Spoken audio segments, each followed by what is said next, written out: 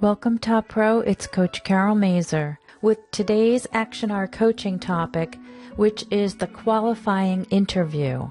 An effective in-depth interview will prevent most lost sales. As much as 30% of sales can never make it to closing. So it's very important to conduct an in-depth interview to prevent this. You'll want to be interviewing the buyer to see if you want to work with them, and then they'll sort of be interviewing you to see if they want to work with you. We call this permission-based selling. Now, the qualifying interview has as an objective to understand the financial, emotional, physical needs, and the motivation of the buyer. No appointment to show property should be made for a buyer who has not been qualified for financial capability, motivation, needs, and requirements.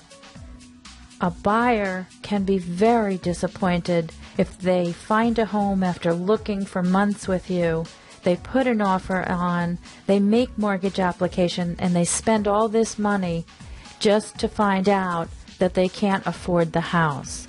Do you think you'd get any referrals from their friends if that were to happen?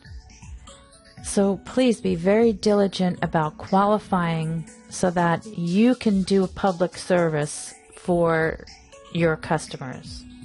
This is a process that is ongoing. Every time you show a house to the buyer, you should get feedback which helps crystallize in the mind of the buyer and in your mind exactly what are the buyer's wants, needs, and motivations.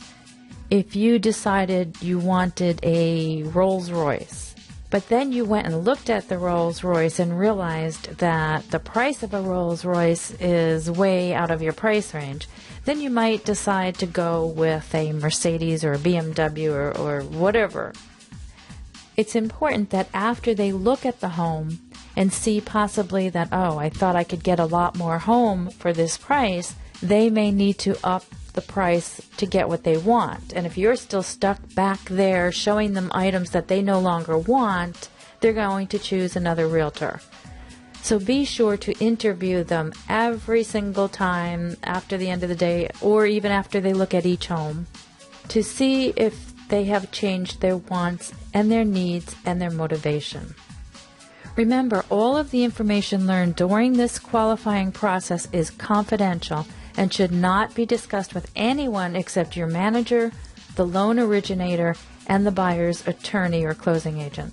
Now, there's 5 areas that are covered in the qualifying interview. So find either the 25 questions or some of the intake forms that were shared by the top producers right on Top Pro Training, and you'll have a head start. So the first area that you're qualifying them for is motivation. 2 is urgency. Is it a must? Ability, the financing. Experience, what was their past experience? Did they look at homes for 7 years before they purchased? You want to know that. And then, finally, after all of that, that's when you get into the specifics. And it's kind of the opposite of how most agents do it, right?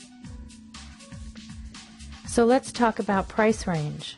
Although the buyer has been qualified financially, it's important to discuss the financial desires and needs regardless of the financial ability. It may be different.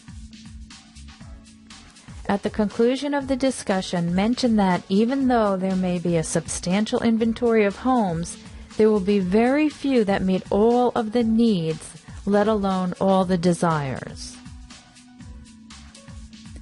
Demonstrate how short the list is by printing a computer list of the homes that match all the wants and needs they request.